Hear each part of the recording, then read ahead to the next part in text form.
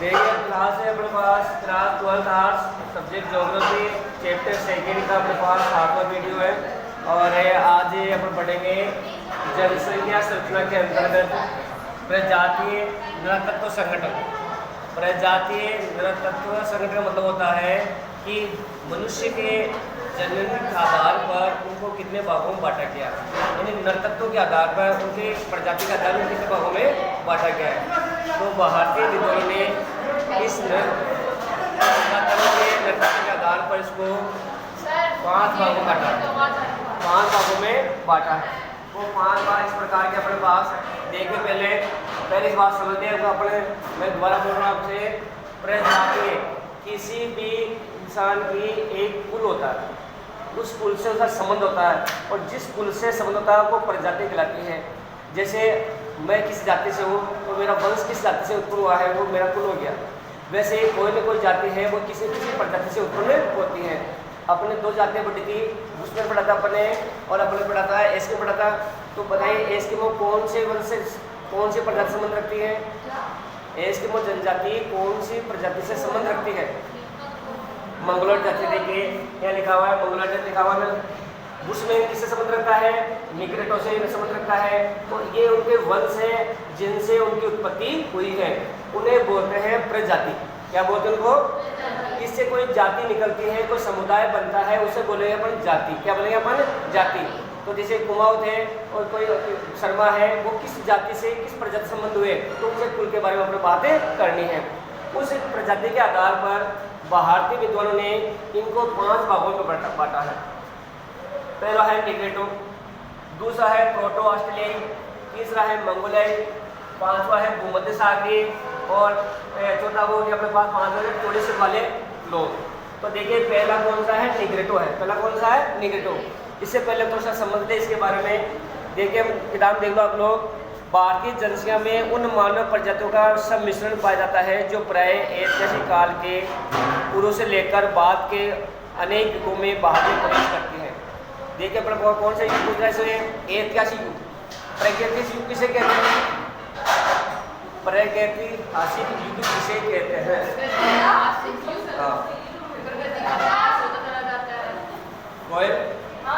बेटा मैं बोल रहा हूँ समझ नहीं बेटा, मैं पूछ रहा हूँ प्रागैतिहासिक काल किसे कहते हैं? 6 से लेकर 10 तक 11 तक खूब आया है नाम आपके सामने। वह काल जिसमें सभी प्रकार के हथियार और बर्तन पत्थरों के हुआ करते थे, उस काल को बोलते हैं प्रागैतिहासिक काल। क्या बोलते हैं? जिसे अपनी भाषा में बोलते हैं पाषाण काल। क्या नाम बोलते हैं उसको? पाषाण काल। नाम है पाषाण का पत्थर, यानी पत्थर का युग। उस समय पूरे बर्तन भी पत्थरों के थे और हमारे पूरे औजार भी पत्थरों के थे। इस प्रकार को बोलते हैं पाषाण काल। इन सभी प्रजातियों का जन्म उसी पाषाण काल से हुआ है। उस पाषाण काल से पहले और बाद में उत्पन्न हुए प्रजातियों से ही इन कुलों की उत्पत्ति हुई है। समझ आगे बात? तो प्रागैतिहासिक काल कौन सा होता है? पाषाण काल को कहते हैं। इसमें मनुष्य के हथियार और बर्तन किसके होते थे? पत्थरों के हुआ करते थे। ठीक है। जो विभिन्न प्रजातीय पृष्ठभूमि के कारण विभिन्नताएं रखते हैं। वास्तव में भारत विभिन्न प्रजातियों का संगम स्थल है। भारत में सभी प्रकार के जितने महाद्वीप हैं, उन महाद्वीप में जितनी प्रकार की विभिन्नता पाई जाती है, वो सभी विभिन्नताएं हमारे एक देश भारत में स्थित है। यानी भारत में विविधताओं का संगम है, अलग अलग प्रकार के लोग हैं। हमारे यहाँ पे निग्रेटो संबंध जाति प्रजाति लोग भी रहते हैं, तो मंगोलॉयड जाति प्रजाति संबंध भी रखते हैं। उत्तरी जो क्षेत्र में रहते हैं वो इससे संबंध रखते हैं। दक्षिण में साउथ में रहते हैं केरल में, वो निग्रेटो संबंध रखते हैं। तो दोनों महाद्वीप जैसे निग्रेटो कहाँ के हैं? अफ्रीका के। कहाँ के हैं? अफ्रीका के। और ये कहाँ के अपने पास में? ये अपने पास यूरोप महाद्वीप के हैं। तो देखिए दोनों महाद्वीपों की विशेषता कहाँ पाई जा रही है? भारत में पाई जा रही है। तो भारत विविधताओं का संगम स्थान है। कौन सा संगम? प्रजातियों का संगम। प्रोफेसर प्रचानंद मिश्रा के अनुसार निग्रेटाइड ऑस्ट्रेलियाइड प्रजातियों का मूल प्रदेश भारत है। मूल प्रदेश यहाँ से उत्पत्ति हुई है उनकी, और यहाँ से उठकर वो अन्य देशों में चले गए। आज वो उस महाद्वीपों की स्थिति उत्पन्न कर रहे हैं। नई अंडरलाइन करना इसके ऊपर। नई खोजों के आधार पर यह निश्चित किया गया कि मानव के पूर्वजों का यदि अति उद्गम क्षेत्र शिवालिक था। तो शिवालिक किसे कहते हैं अपने यहाँ भारत में? हाँ, शिवलिंग को शिवलिंग होता है शिव जी का, शिवालिक पूछ रहा हूँ मैं। हिमालय, हिमालय के 3 भाग हैं। आने में पढ़ा होगा 11th क्लास के अंदर। बाहर के उत्तर में हिमालय पर्वत है और हिमालय पर्वत को 3 भागों में डिवाइड किया गया है। ऊपरी जो भाग हिमालय का उसको बोलते हैं महा हिमालय। क्या बोलते हैं?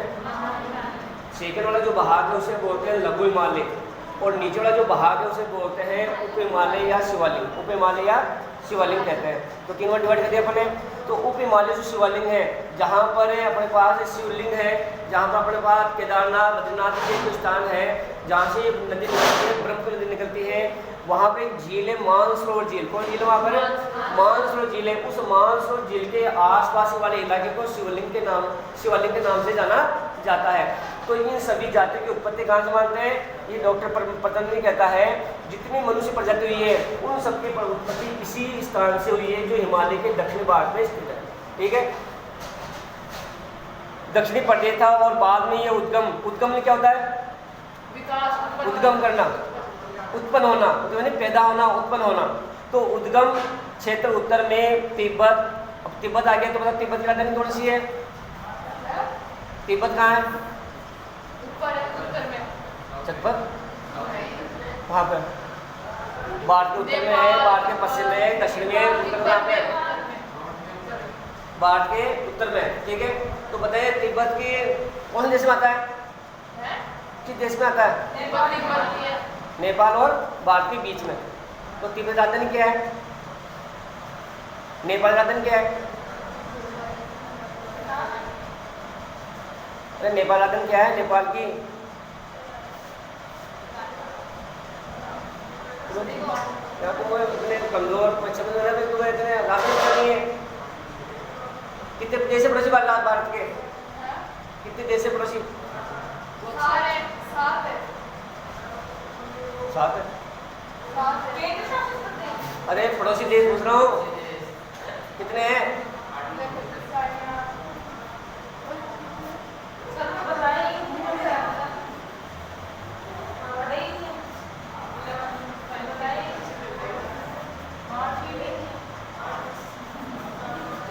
यहाँ पे है तिब्बत, यहाँ नेपाल है, यहाँ तिब्बत और यहाँ चीन है। चीन, नेपाल और तिब्बत एक श्रेणी में स्थित है। ये भारत के उत्तर में स्थित है और हिमालय पर्वत के पीछे वाले भाग में स्थित है। तो यहाँ पे तिब्बत है और तिब्बत यहाँ पे है, नेपाल यहाँ पे है। नेपाल का राजधानी है काठमांडू। हाँ, काठमांडू याद है। और तिब्बत की कौन सी है फिर? चीनी कौन सी है? वो अभी है ना, चीन, यहाँ पर अफगानिस्तान है, यहाँ पाकिस्तान है, यहाँ पर अपने पास भूटान है, यहाँ पर बर्मा है, ये श्रीलंका है। कम से इनके राजधानी कभी कभी अब राजधानी नाम नहीं आएंगे, इनके कैपिटल आएंगे अपने सामने, तो वो पता लगाना है कहाँ पर स्थित है। पाकिस्तान की राजधानी है इस्लामाबाद, अफगानिस्तान राजधानी है काबुल, तिब्बत की राजधानी है लहसा, नेपाल के हो गए काठमांडू, चीन की है बीजिंग, भूटान की है थिम्पू और म्यांमार की है यंगून, श्रीलंका की है कोलंबो। कम से ये राजधानी याद रखो यार, पर्यटन में तुम लोग बोलोगे। बांग्लादेश कौन सी है? ढाका है। तो कितने देश हो गए? 9 देश है अपने पड़ोसी। कितने हैं? 9 देश है। ये प्रैक्टिकल में पूछे तो बता देना कहीं पे, सर ये क्या पढ़ा है आपने? जो पता ही नहीं, राजधानी पता नहीं है, राज्य पता नहीं है, देश पता नहीं है, इनको क्या है ये? एक छोटी सी बात आप पे भारी पड़ सकती है और मुझे खड़ा करेगा फिर मैं साहब मुझे बताओ सर पूछूं क्या है? पूछो। नहीं आया तो मैं भी देखता रहूँगा, आप भी देखते रहोगे, है ना? मैं इसलिए मुझे मैं साहब तो कुछ देखा मेरे से, लेकिन वहाँ पर तो शर्मिंदगी में से होती है पत्र पढ़ाया है आपको आया भी। ये छोटी छोटी बातें हैं, ये आपको नॉलेज होनी चाहिए। एक मिनट लिखवा दो मैंने बदलूँ पूरे आपसे, है ना? जैसे छोटी छोटी बातें आप बताओ। तिब्बत जरूर याद है, तिब्बत याद नहीं। यहाँ आप पूछो किसी से भी, अगर बता दो मुझे बता देना। लहसा राजधानी इसकी कौन सी राजधानी है? लहसा। और तिब्बती जरूर पूछेगा आपसे वो, ठीक ना? तो तिब्बत कहाँ पे है? उत्तरी क्षेत्र में है, राजधानी है लहसा। तिब्बत में स्थित शिवालिंग पहाड़ी की खुदाई के दौरान बहुत बड़ी संख्या में पशु और मानव की जीवाश्म मिले। जीवाश्म क्या होते हैं? हड्डियों का ढांचा, हड्डियों का अवशेष। ठीक है, इस तथ्य से ये प्रमाणित होता है कि मानव के मूल पूर्वजों का उद्गम क्षेत्र शिवालिक था। इन सत्यों से हमें पता चल गया कि विश्व में कहीं भी जब इंसान नहीं था तो हिमालय की इस दक्षिणी भाग के अंदर शिवालिक के अंदर जीवाश्म पाया गया। इसका मतलब ये हुआ कि सबसे पहले इंसान का जन्म यहीं हुआ था। कहाँ पे? भारत में, शिवालिक में। यही कारण है कि विश्व की अधिकांश प्रजातियां भारत में निवास करती है और यही पाई जाती हैं। अपने विद्वानों ने भारत की मानव प्रजातियों के बारे में विश्व विचार प्रकट किए हैं। इनमें से प्रोफेसर हैंडन, D.N. मजूमदार, B.S. गुहा, हर्बर्ट रिजले, S.C. हर्डन मुख्य इंटेलेक्चुअल के ऊपर भारत में प्रजातियों की उत्पत्ति के बारे में बताने वाले कोई दो विद्वान नाम बताइए। दो जो आप अच्छी तरह याद कर सकते हैं, उनके नाम अंडरलाइन कर लीजिए।